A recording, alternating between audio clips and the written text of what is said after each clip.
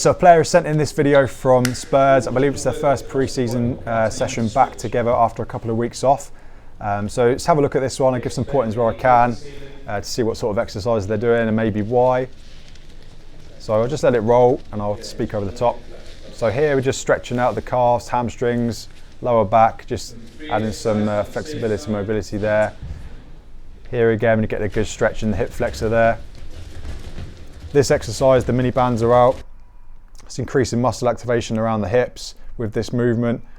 Okay, and also this heel down here, we're getting a nice stretch in the bottom of the heel throughout the Achilles here as this foot moves backwards here, as the heel moves towards the ground, but it won't hit the ground, but we'll get a nice little stretch there.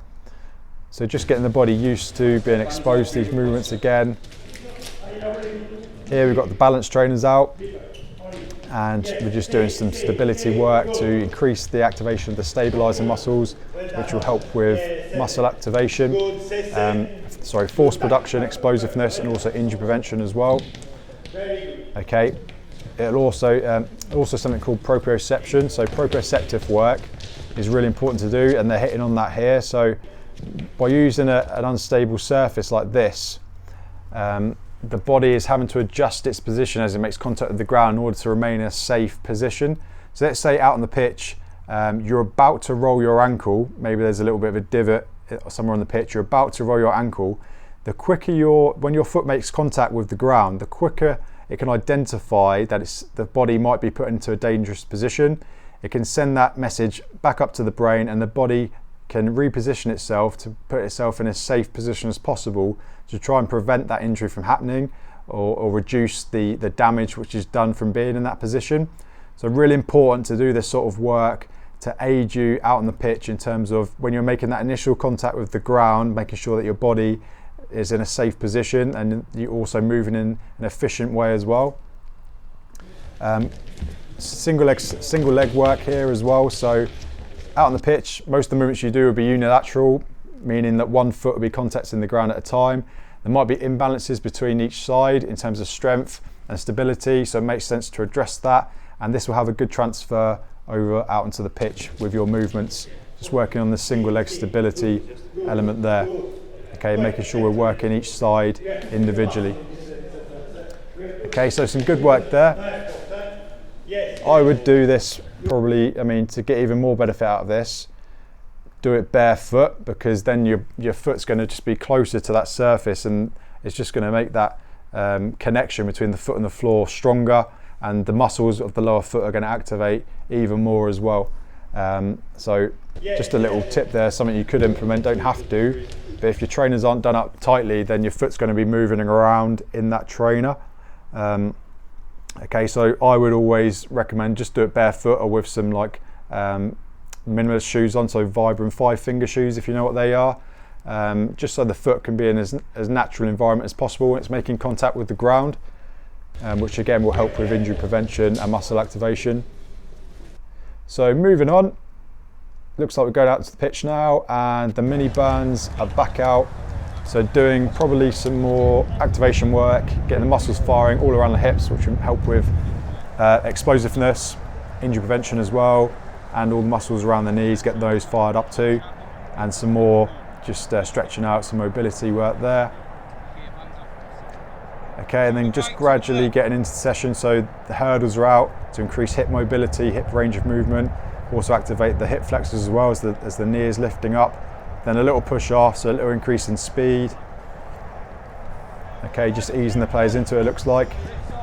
Okay, there we've got a bit of a turning element put in there as well, so you're going from a backwards movement to forwards, just exposing the body to that again. A bit more explosive there, jumping over the hurdle and then landing, so absorbing force as well. So just working on force production quickly and then absorbing force quickly. Notice how they just do a couple of steps, so very chilled out, and then a little burst off, little change of direction there. Intensity probably isn't 100%, but just easing the players into it, and it's all, other than the turns, it's linear as well. We're not sort of moving side to side here, probably reflective of the fact that the players, it's like their first session back, and the coach is just easing them back into it and getting their joints used to performing these movements again. So a little bit more intense this time.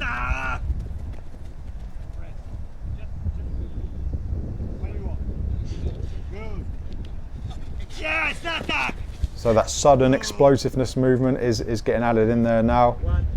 And the coach is looking for more intent behind those movements.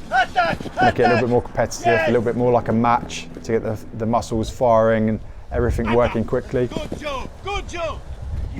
Perfect, perfect this, yes.